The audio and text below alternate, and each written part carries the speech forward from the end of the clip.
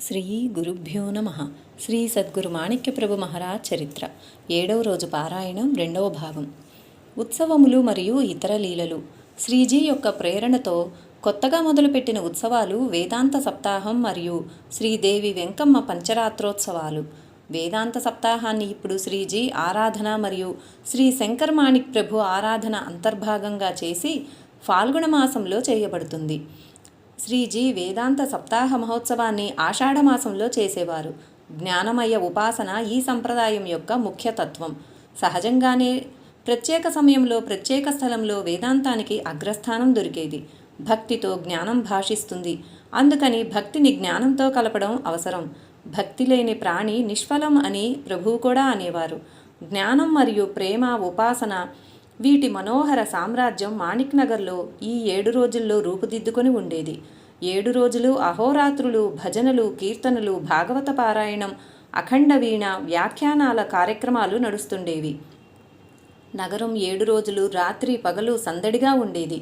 అన్నదానం మాణిక్ నగర్లోని ప్రతి ఒక్క ఉత్సవంలోని భాగం.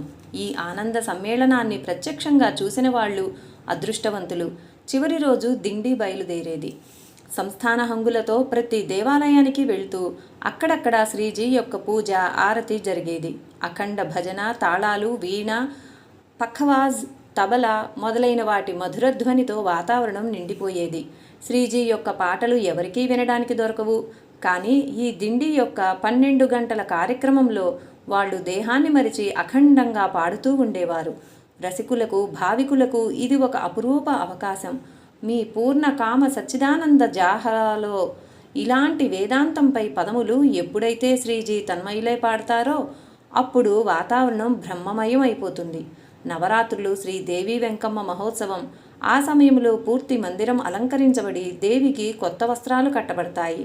శ్రీజీ కాలంలో ఈ ఉత్సవం ఆశ్వయుజ శుద్ధ అష్టమి నుండి పౌర్ణమి వరకు జరిగేది. ఇప్పుడు ఆశ్వయుజ శుద్ధ పంచమి నుండి నవమి వరకు జరుపబడుతుంది. శ్రీజీ సుమారు 11 గంటల సమయంలో శ్రీ వెంకమ్మదేవి మందిరానికి వచ్చిన తరువాత సంకల్పం చేసి పుణ్యాహవచనం అయిన తర్వాత పూజ ప్రారంభమయ్యేది. పంచామృత స్నానం, మంగళాభిషేకం, నైవేద్యం, మంగళహారతి, మంత్రపుష్పం అయిన తరువాత ప్రదోష పూజ జరిగేది. తరువాత కుమారి పూజ, స్తోత్ర పఠనం అయిన తరువాత తీర్థ ప్రసాదాలు ఇచ్చేవారు. పూజ మధ్యలో మహామండపంలో భజన, సంగీత కార్యక్రమాలు జరిగేవి. నవరాత్రులు జరిగిన మరుసటి రోజు హోమం జరిపి పూర్ణాహుతిలో శ్రీదేవికి కొబ్బరికాయ, రవికబట్ట, మంగళసూత్రం, అద్దం, దువ్వెన, గాజులు మొదలైన సౌభాగ్య వస్తువులు అర్పించి దానిపై గంటకు పైగా నెయ్యిధార అఖండంగా పోసేవారు. శ్రీజీ కాలంలోని శ్రీ మాణిక్ ప్రభు మరియు సకల మతపీఠ ఆచార్యులు రచించిన సాహిత్యాన్ని, పద్యాలు, శ్లోకాలు మరియు సమగ్ర ప్రభు చరిత్రను ముద్రణ చేసే ఏర్పాటు చేయడం జరిగింది. సకల మతాచార్య శ్రీ మాణిక్ ప్రభు ఈ పేరుగల ఒక మాసపత్రిక ప్రచురించడం జరిగింది. జ్ఞానమయ ఉపాసన సంప్రదాయం యొక్క ధ్యేయం అవడం వల్ల ఇలాంటి మాసపత్రిక అవసరం ఉండెను. సకల మత సంప్రదాయం యొక్క ధ్యేయం అజ్ఞానాంధకారంలో ఉన్న వారికి జ్ఞాననేత్రాన్ని ఇచ్చి వారికి దుఃఖ వియోగ మార్గం చూపించి వారిని ఆనంద సామ్రాజ్యానికి చేర్చడం. అందుకని జనానికి సంప్రదాయం యొక్క తత్వజ్ఞానం తెలియజెప్పే అవసరం ఉంది. కనుక అలాంటి మాసపత్రిక అవసరం ఉండేది. మాసపత్రిక ప్రచారానికి ఒక సాధనం అయి ఉంటుంది.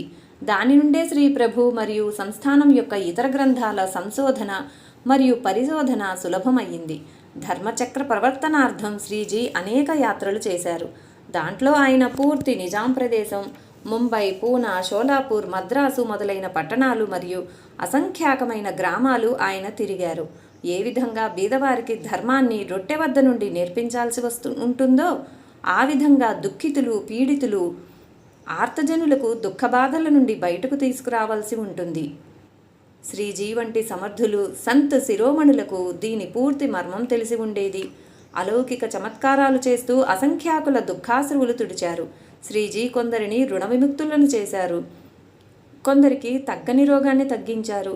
సంతతి లేని వాళ్లకు సంతానం ఇచ్చారు. కొందరిని చావు నుండి వెనక్కి తెచ్చారు. ఎందరికో వారి పనులు అయ్యేట్లుగా చేసి సంతోషపరిచారు. ఆపదలో ఉన్న వారి ఆపదలను దూరం చేశారు. అసంఖ్యాక భక్తుల సంకటాలను నివారించారు. బీదలకు చేయూతనిచ్చి వారి జీవితంలో ఆశను చిగురింపజేశారు.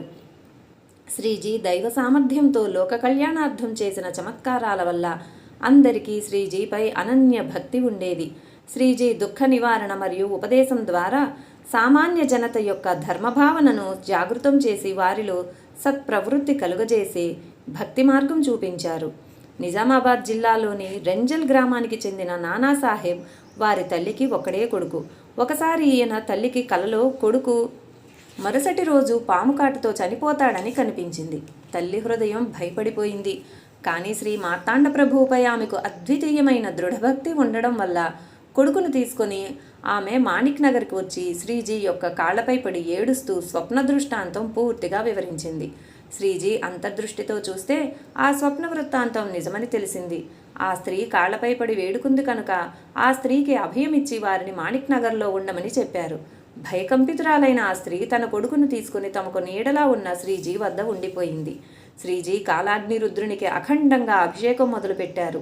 బ్రాహ్మణులందరూ కూర్చొని ఉండిరి. ముందు శ్రీదేవి వెంకమ్మ నవరాత్రి ఉన్నా కూడా అభిషేకం జరుగుతూ ఉంది. చివరికి తెల్లవారింది. ఆ తల్లి హృదయం తల్లడిల్లసాగింది. దినం గడిచి రాత్రి అయింది. శ్రీజీ శ్రీదేవి వెంకమ్మ మందిరానికి పూజ కోసం వెళ్ళడానికి బయలుదేరారు. ఆ తల్లి శ్రీజీ చరణాలపై సాష్టాంగ నమస్కారం చేసింది. శ్రీజీ ధైర్యం చెప్పారు. శ్రీజీ ఆమెను కొడుకుని తీసుకుని కాలాగ్ని రుద్ర మందిరంలో కూర్చోమని చెప్పారు. ఆమె వెంట యువకులను కర్రలతో పంపించి అక్కడ వెలుగు ఉండేట్లుగా ఏర్పాటు చేశారు. ఆ విధంగా ఆ స్త్రీ కేవలం శ్రీజీపై ఉన్న భక్తి నమ్మకంతో కొడుకుతో కాలాగ్ని రుద్ర మందిరంలో కూర్చుంది. ఈ విషయం గ్రామంలో తెలిసి ముందు ఏం జరుగుతుందో చూద్దామని చాలామంది పోగయ్యారు. కొద్దిసేపటికి అంతమంది గస్తీ తిరుగుతూ ఉన్నా కూడా ఒక భయంకరమైన సర్పం వచ్చి కాలాగ్ని రుద్రుని గుడిమెట్లపై పడగ విప్పి కూర్చుంది. 1-2 నిమిషాలు లోపలికి చూసి కోపంతో పడగను మెట్లపై కొట్టి ఎలా వచ్చిందో అలాగే తిరిగి వెళ్ళిపోయింది. ఈ విషయం శ్రీజీకి తెలియగానే తనపై నమ్మకం ఉంచి వచ్చిన ఆమెకు ఇక ప్రాణభయం లేదు, గండం తప్పిపోయిందని చెప్పి పంపించారు. ఒకసారి శ్రీజీ షోలాపూర్కి వెళ్ళారు. అక్కడ రావు సాహెబ్ పాహే బంగళాలో బస చేశారు. ఆ రోజు ఏకాదశి అవడం వల్ల పండరీపురంలో శ్రీ విఠల్ మందిరంలో చాలా రద్దీగా ఉండెను. శ్రీ పడ్కే అనే అధికారి అక్కడ నిర్వహణ వ్యవహారాలు చూసేవారు. ఆయనకు భక్త కార్య కల్పద్రుమ జయఘోష వినిపించింది. చూస్తే శ్రీజీ, హనుమంతరావు, అంబాజీ మొదలైన వారి సహాయంతో విఠలుని దర్శనం చేసుకుంటున్నారు. శ్రీ పట్కే ఇతర అధికారులకు చెబితే వారు శ్రీజీకి విఠలుని దర్శనం ఏర్పాటు చేయించారు. శ్రీ పట్కే తన ఇంటికి రావలసిందిగా శ్రీజీని పిలిచారు.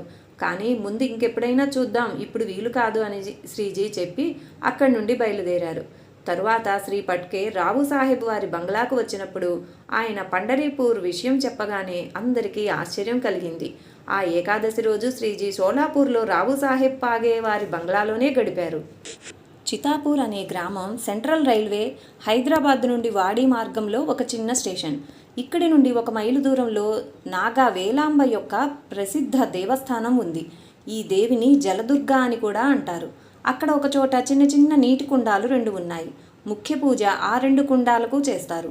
ఒకసారి శ్రీజీ చితాపూర్కు వెళ్ళి నాగా వేలాంబ దర్శనం చేసుకుని పూజ చేశారు. పూజ సమయంలో కుండంలోని నీరు ఊబికి పైకి వచ్చి శ్రీజీ యొక్క చరణాలను తాకి వెనక్కి తిరిగి వెళ్ళాయి. ఇది హిమకన్య తన పతి జ్ఞానశంకరుడు తనను కలవడానికి వచ్చినప్పుడు వారి చరణాలు స్పర్శించి స్త్రీ యొక్క సహజ సిగ్గుతో తిరిగి లోపలికి వెళ్ళిపోయినట్లు అనిపిస్తుంది. కోహిర్ ఇది బీదర్ జిల్లాలోని ఒక గ్రామం. శ్రీజీ కాలంలో 1 సంవత్సరం ఆ ప్రదేశంలో భయంకరమైన కరువు వచ్చింది. మనుషులు అన్నం కోసం తిరగసాగారు. చాలామంది భార్యాపిల్లలను అమ్ముకోసాగారు. కొంతమంది తమకు పోషించే స్తోమత లేక పిల్లలను ఇతరులకు ఇవ్వసాగారు. అటువంటి సమయంలో జనం మాణిక్ నగర్కి రాసాగారు. ఏ జాగీర్దార్ సంస్థానానికి ధైర్యం కాలేదు కానీ శ్రీజీ రోజు 2 పూటల బండారుఖానాలో పెద్ద గిన్నె నిండా నూకలు మరియు మజ్జిగ పులుసు చేయించి అనావృష్టి ముగిసే వరకు ప్రతి ఒక్కరికి భోజనం పెట్టించారు. వేల మంది ఆ సహాయాన్ని ఉపయోగించుకొని తమ ప్రాణాలను కాపాడుకున్నారు. అనావృష్టి సమయంలో చాలామంది పిల్లలకు మాణిక్ నగర్లో ఆశ్రయం దొరికింది. సదాశివరావు కుంటేగావ్కర్ మనోహర్ మాణిక్ ప్రభు కాలం నుండి మాణిక్ నగర్లో ఉండిరి. ఈయన కుమారుడు కిషన్ రావు ఉన్నత విద్యాభ్యాసం చేశాడు.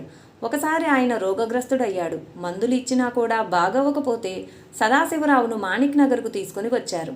ఆయన శ్రీజీకి అంతా చెప్పి తన కొడుకుకు ప్రాణదానం చేయాల్సిందిగా వేడుకున్నారు. అవి జయంతి ఉత్సవాల రోజులు. ఆ రోజు శ్రీ ప్రభు ఆరాధన ఉండిను. శ్రీజీ సదాశివరావుకి బ్రాహ్మణుల ఉచ్ఛిష్ట ప్రసాదం వడ, బోండా, ముద్దకూర మొదలైనవి ఇచ్చి వాటిని వారి కొడుకును తినాల్సిందిగా చెప్పారు. పూర్తి శ్రద్ధతో సదాశివరావు ఆ విధంగానే చేశారు. కొంతసేపటికి కిషన్ రావు శరీరం చల్లబడింది. దాంతో ఆయన దేహం విడిచిపెట్టారని తెలిసింది. సదాశివరావు శ్రీజీ వద్దకు తీసుకుని వెళ్లాలనుకుంటుండగా కిషన్ రావులో కదలికలను గమనించారు. కొద్దిసేపటిలో కిషన్ రావు లేచి కూర్చుని సదాశివరావుతో, ఇప్పుడే నాకు శ్రీ మార్తాండ ప్రభు దర్శనమయ్యింది. నీకు జీవించాలనే కోరిక ఉందా అని నన్ను అడిగి నీకు 30 సంవత్సరాల ఆయుష్ ఇస్తున్నాను అన్నారు. బాబా, ఇక ముందు 30 సంవత్సరాలు నాకు ఏ భయం లేదు అన్నాడు.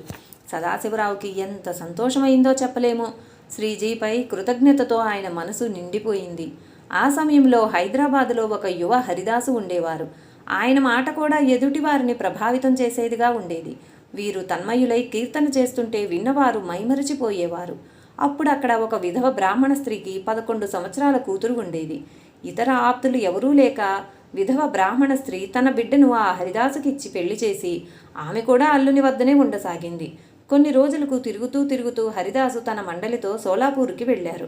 అక్కడ ఆయన్ను కొందరు గుర్తుపట్టగా వారు కంసాలి వారు అని తెలిసింది. అప్పుడు అతడు అక్కడి నుండి పారిపోయాడు. చివరికి ఆ తల్లి బిడ్డలే మిగిలారు.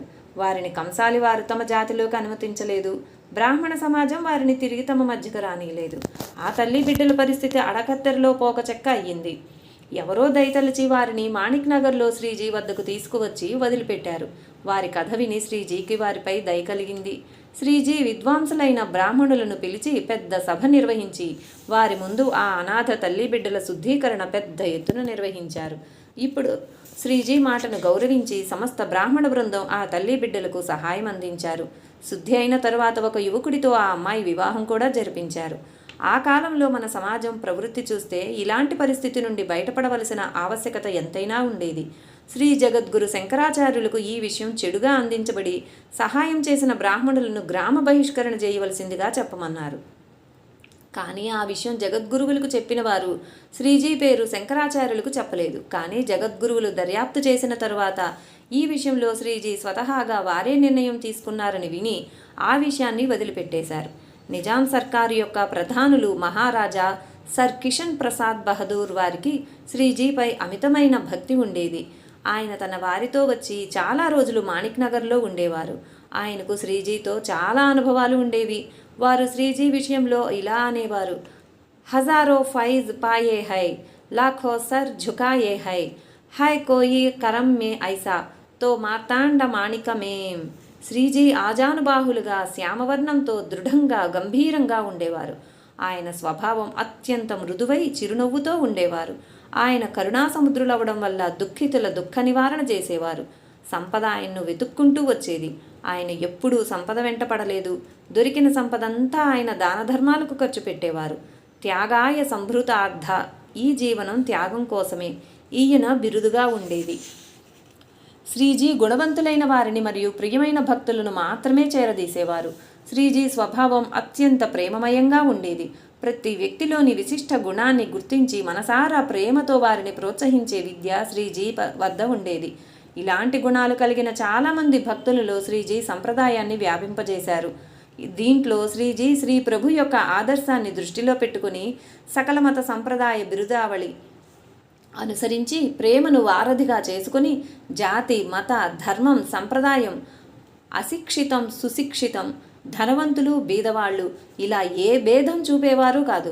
లింగాయత్, సిక్కు వారిలో కూడా ఈ సంప్రదాయాన్ని ప్రచారం చేశారు. ముసల్మాన్ సమాజంలో కూడా సంప్రదాయం ప్రత్యేకంగా అనిపించేది. పెద్ద పెద్ద ముస్లిం అధికారులు శ్రీజీ సేవ చేసే అవకాశం తమకు ఎప్పుడు లభిస్తుందా అని ఎదురు చూస్తూ అవకాశం దొరకగానే సేవ చేసి తమకు తామే ధన్యులుగా భావించేవారు. ఈ విధంగా శ్రీజీ జనులలోని సత్ప్రవృత్తిని నిద్రలేపి రాష్ట్రీయ ఏకత్వం కలిగే విధంగా సహాయపడేవారు. ఆయనకు వేదాంత విషయాలు సాధన చేయడం అంటే చాలా ఇష్టం.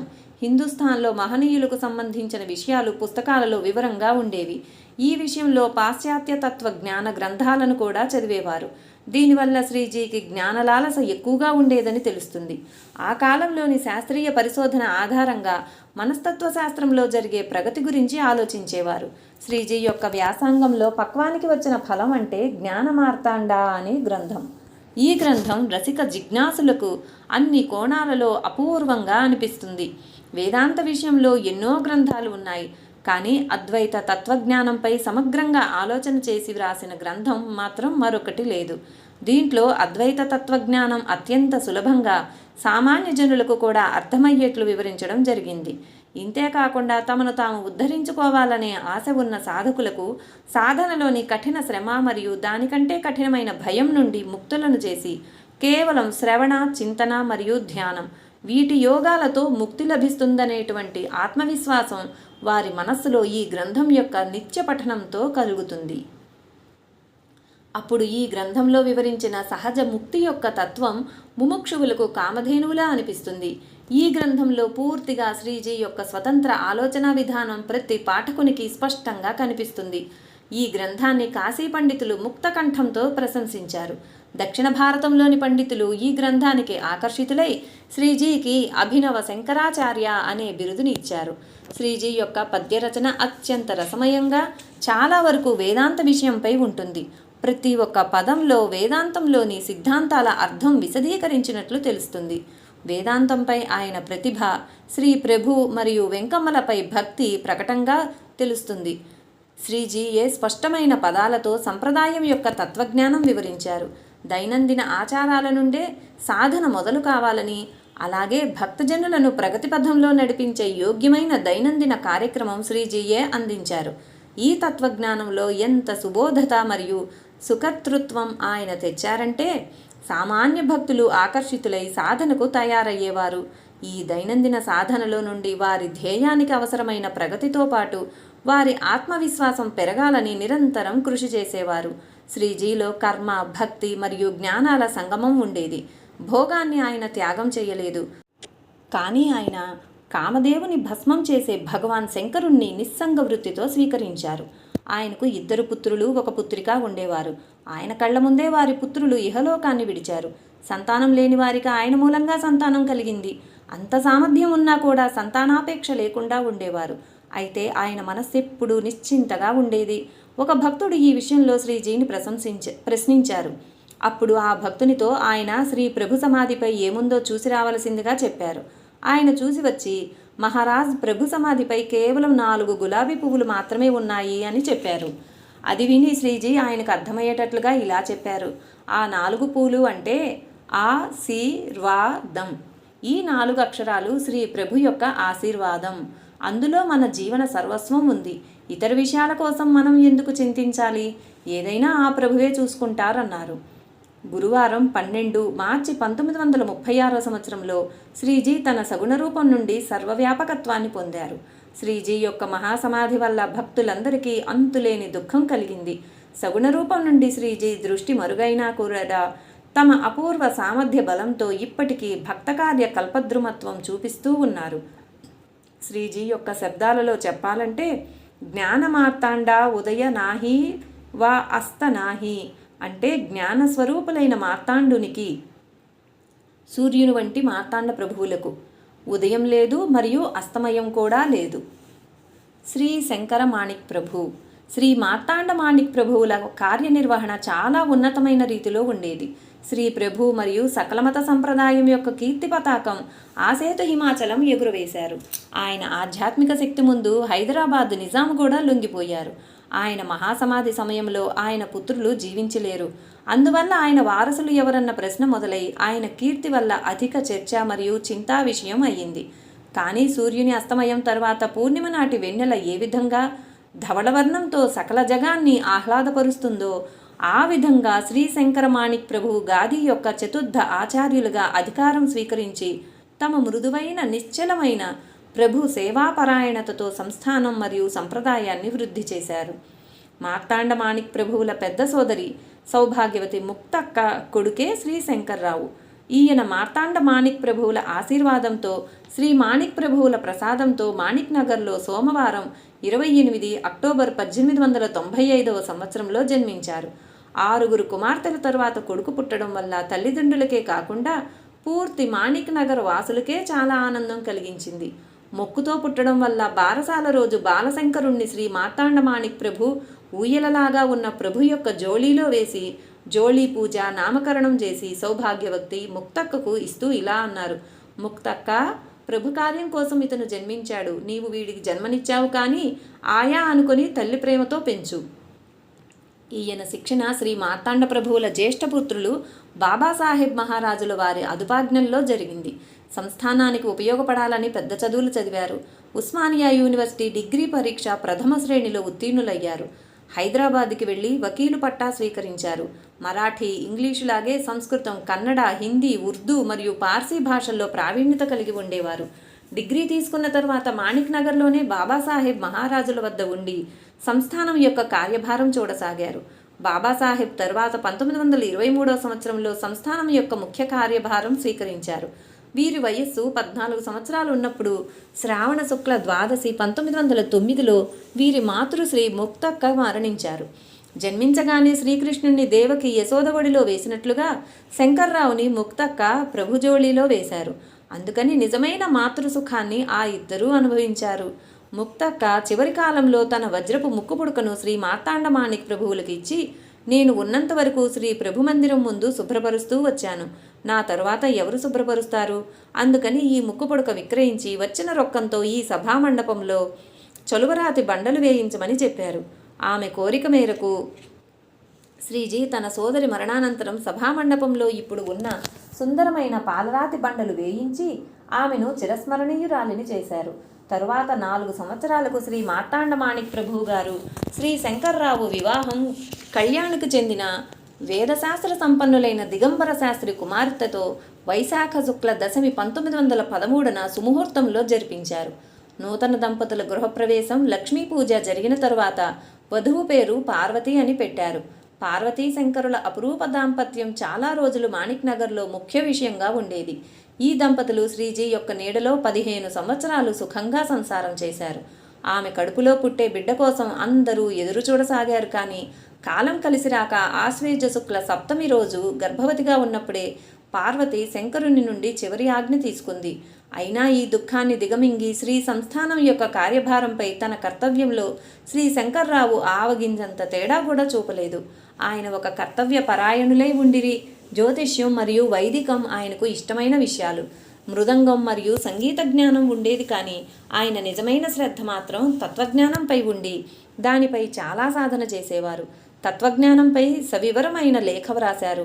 అది తత్వజ్ఞాన మందిరం అనే మాసపత్రికలో ప్రచురితమై ప్రసిద్ధమైనది. ఆ లేఖ నుండి ఆయన శ్రీ మార్తాండ ప్రభువు యొక్క జ్ఞాన మార్తాండ అనే గ్రంథంలో మహత్తరమైన పద్యాల వివరణ చేశారు. శ్రీ శంకర ప్రభు మంచి వక్త. శ్రీ మార్తాండ మాణిక్ ప్రభు కాలంలో దర్బార్లో తత్వచర్చ జరిగేది. శ్రీ శంకర్రావు గారు ఇలాంటి చర్చలో ఎప్పుడూ భాగం వహించి ఎదుటివాళ్లను ఖండించేవారు. పద్యరచన వైపు మాత్రం ప్రత్యేక శ్రద్ధ చూపించలేదు. అయినా కూడా ఈయన చేసిన శ్రీ మార్తాండ మాణిక్ ప్రభు యొక్క ఆరతి సంప్రదాయకులకు అత్యంత ప్రియమైనది. శ్రీ మార్తాండ మాణిక్ ప్రభువుకి తన మేనల్లునిపై అసామాన్యమైన ప్రేమ ఉండేది. వారి సుఖదుఖాలపై శ్రద్ధ చూపేవారు.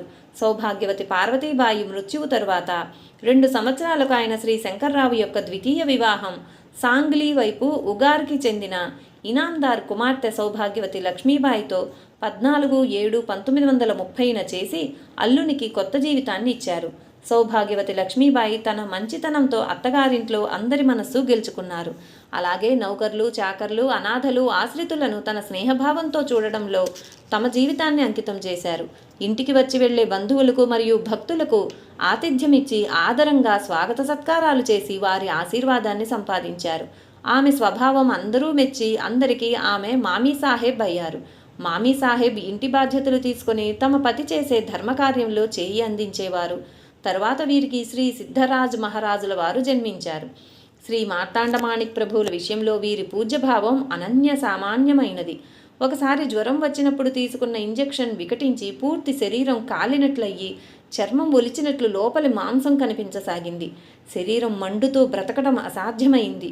ఆయన శరీరంపై ప్రత్తిని, దానిపై వస్త్రం, దానిపై మైనం ఉంచి పడుకోబెట్టారు.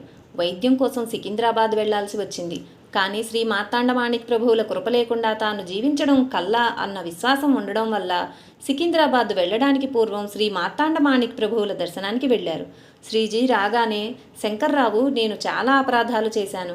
కానీ మీరు కరుణాసముద్రులు. మీ అమృతహస్తం నా మండుతున్న శరీరంపై రాస్తే ఈ దేహం శాంతిస్తుంది. మీ చరణతీర్థం యొక్క ఒక్క అమృత బిందువుతో నా జీవితం నాకు తిరిగి లభిస్తుంది. నా సర్వ అపరాధాలు మనసారా క్షమించి నాపై కృప చూపించండి అని అన్నారు.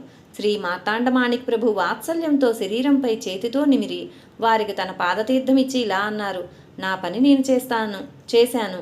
ఇప్పుడు నీకేమీ కాదు, ఔషధోపచారాలు చేయండి. ఈ బాణం తీసుకోండి, శివలింగం. రోజు దీనికి అభిషేకం చేసి ఆ తీర్థాన్ని తీసుకుంటూ ఉండండి.